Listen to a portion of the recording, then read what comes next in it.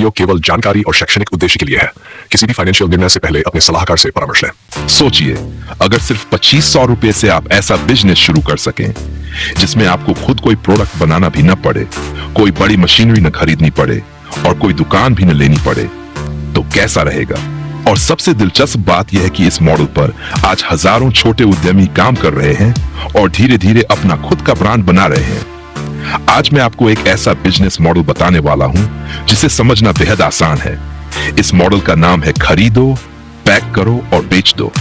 सुनने में यह बहुत साधारण लग सकता है, लेकिन इसकी ताकत इतनी ज्यादा है कि छोटे निवेश से शुरू होकर यही मॉडल आगे चलकर एक मजबूत ब्रांड में बदल सकता है। क्या आपने कभी सोचा था कि सिर्फ 2500 रुपये से भी बिजनेस शुरू किया जा सकता है? क्या आपने कभी गौर किया है कि बाजार में मिलने वाले कई छोटे पैकेट वाले उत्पाद वास्तव में बड़ी फैक्ट्रियों में नहीं, बल्कि छोटे उद्यमियों द्वारा रीपैक करके बेचे जाते हैं? अगर नहीं, तो वीडियो को अंत तक जरूर देखिए, क्योंकि आज जो जानकारी आप जानने वाले हैं वह आपके बिजनेस सोचने का तरीका पूरी तरह बदल सकती है। अब सबसे पहले समझते हैं कि आखिर खरीदो, पैक करो और बेच दो मॉडल है क्या। इस मॉडल में आपको किसी उत्पाद को थोक में खरीदना होता है, फिर उसे छोटे और आकर्षक पैकेट में पैक करना होता है और उसके बाद अपने ब्रांड नाम से ग्राहकों को बेचना होता है। यही पूरा खेल है। सुनने में आसान है, लेकिन सही तरीके से किया जाए तो इसमें अच्छा मुनाफा कमाया जा सकता है। मान लीजिए आप थोक बाजार से मसाले खरीदते हैं।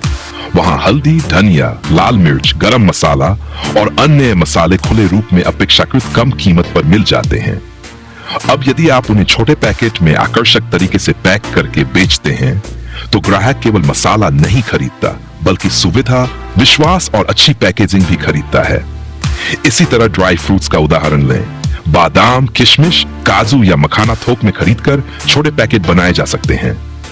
कई लोग पूरे किलो की जगह छोटे पैक खरीदना पसंद करते हैं, क्योंकि उनका बजट सीमित होता है।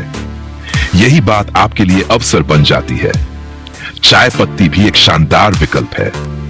अगर आप अच्छी गुणवत्ता वाली चाय पत्ती किसी निर्माता या थोक विक्रेता से खरीदकर छोटे पैक में बेचते हैं, तो स्थानीय स्तर पर बहुत अच्छे ग्राहक मिल सकते हैं।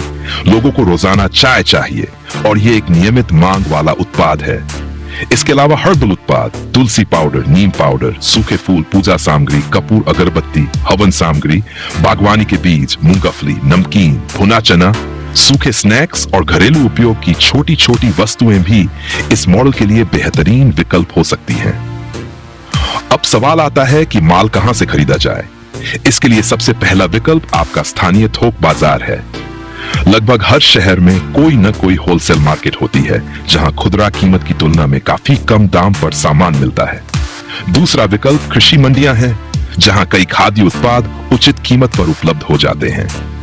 तीसरा विकल्प सीधे निर्माता है।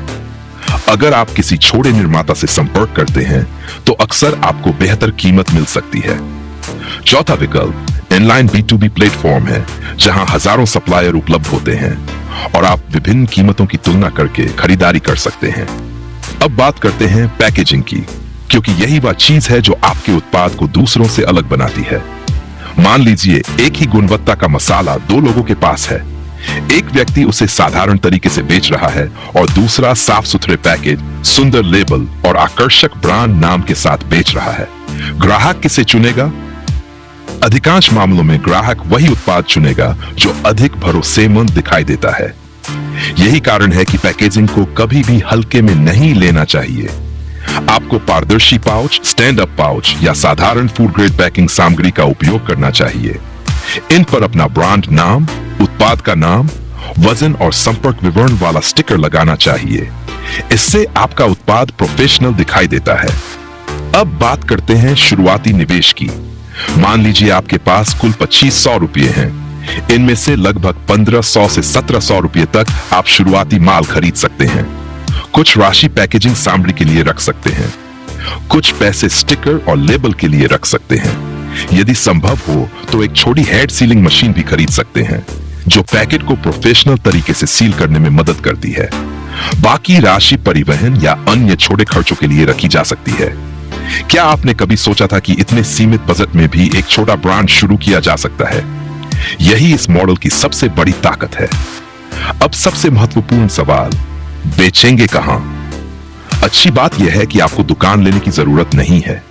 शुरुआत घर से की जा सकती है। सबसे पहले अपने परिवार, रिश्तेदारों, दोस्तों और पड़ोस के लोगों को उत्पाद दिखाइए, उनसे फीडबैक लीजिए। यदि गुणवत्ता अच्छी होगी तो शुरुआती ग्राहक यहीं से मिल जाएंगे। व्हाट्सएप आज सबसे शक्तिशाली बिक्री माध्यमों में से एक है। अपने उत्पादों की साफ तस्वीरें लें, कीमत लिखें और स्टेटस पर लगाएं। स्थानीय समूहों में जानकारी साझा करें। कई बार पहले ग्राहक यहीं से मिल जाते हैं। फेसबुक पर अपने इलाके के समूहों में सक्रिय रहें। वहां लोग स्थानीय उत्पाद खरीदने में रुचि दिखाते हैं।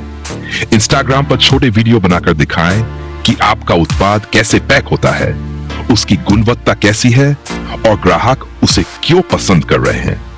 ऑफलाइन बिक्री के लिए आप किराना दुकानों, चाय की दुकानों, स्थानीय जनरल स्टोर और छोटे रिटेल आउटलेट से संपर्क कर सकते हैं। कई दुकानदार कमीशन आधार पर भी उत्पाद रखने को तैयार हो जाते हैं। अब बात करते हैं भरोसा जीतने की। किसी भी बिजनेस में ग्राहक का विश्वास सबसे बड़ी पूंजी होता है। यदि आपका उत्पाद खाद्य श्रेणी का है तो साफ सफाई पर विशेष ध्यान दें। ग्राहक के सवालों का जवाब समय पर दें। यदि कोई समस्या हो तो उसे तुरंत हल करने की कोशिश करें। एक और महत्वपूर्ण बात है नाम। शुरुआत में ही अपने उत्पाद के लिए एक सरल और याद रखने योग्य नाम चुनें। ऐसा नाम जो स्थानीय लोगों को आसानी से याद रहे। फिर उसी नाम का उपयोग हर पैकेट, स्टिकर और सोशल मीडिया पेज पर करें। धीरे धीरे लोग आपके नाम को पहचानने लगेंगे। अब मुनाफे की बात करते हैं, क्योंकि यही वह हिस्सा है जिसे हर कोई जानना चाहता है। वास्तविकता यह है कि मुनाफा उत्पाद पर निर्भर करता है, लेकिन कई रीपैकिंग उत्पादों में अच्छा मार्जिन देखने को मिलता है। यदि खरीदारी समझदारी से की जाए, पैकेजिंग आकर्षक हो और बिक्री सही तरीके से हो, तो प्रति पैकेट उचित लाभ कमाया जा सकता है। जैसे जैसे बिक्री बढ़ती है, कुल कमाई भी बढ़ती चली जाती है। एक छोटा उदाहरण लेते हैं। मान लीजिए किसी व्यक्ति ने स्थानीय बाजार से मसाले खरीदकर छोटे पैक बनाना शुरू किया। शुरुआत में उसने अपने आसपास के लोगों को बेचा, फिर व्हाट्सएप और फेसबुक का उपयोग किया। कुछ महीनों बाद उसके नियमित ग्राहक बनने लगे। अब वही व्यक्ति हर सप्ताह नए ऑर्डर प्राप्त कर रहा है। उसने कोई बड़ी फैक्ट्री नहीं लगाई, कोई महंगा ऑफिस नहीं लिया, लेकिन धीरे धीरे अपना ग्राहक आधार तैयार कर लिया। एक और उदाहरण बागवानी बीजों का है। आज बहुत से लोग घरों में पौधे लगाना पसंद करते हैं।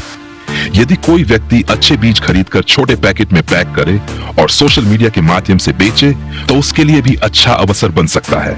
हालांकि हर बिजनेस की तरह इसमें भी चुनौतियां हैं। सबसे बड़ी चुनौती गुणवत्ता बनाए रखना है। यदि गुणवत्ता खराब हुई तो ग्राहक दोबारा ही आएगा। दूसरी चुनौती सही सप्लायर चुनना है, इसलिए हमेशा छोटे स्तर पर प्रशिक्षण की ही बड़ी खरीदारी करें। तीसरी चुनौती पैकेजिंग की है। खराब पैक के उत्पाद की छवि खराब कर सकती है। चौथी चुनौती निरंतर बिक्री की है, इसलिए केवल एक प्लेटफॉर्म पर निर्भर न रहें। क्या आपने कभी अपने आसपास देखा है कि कितने लोग सिर्फ इसलिए पीछे रह जाते हैं क्योंकि वे शुरुआत करने से डरते हैं?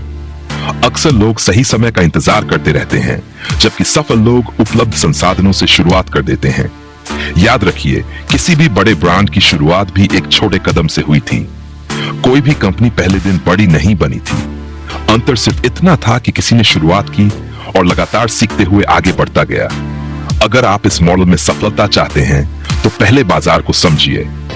ग्राहक क्या चाहता है, कौन सा उत्पाद ज्यादा बिक रहा है, लोग किस प्रकार की पैकेजिंग पसंद कर रहे हैं, इन सभी बातों पर ध्यान दीजिए। ग्राहकों की प्रतिक्रिया को गंभीरता से लीजिए और उसी के अनुसार अपने उत्पादों में सुधार कीजिए। सबसे अच्छी बात यह है कि इस बिजनेस में जोखिम अपेक्षाकृत कम है, क्योंकि शुरुआती निवेश बहुत सीमित है। आप एक उत्पाद से शुरुआत कर सकते हैं और बाद में धीरे धीरे नए उत्पाद जोड़ सकते हैं, जैसे पहले मसाले, फिर ड्राई फ्रूट्स, फिर पूजा सामग्री या अन्य उत्पाद। इस तरह आपका छोटा कारोबार एक मिनी ब्रांड में बदल सकता है।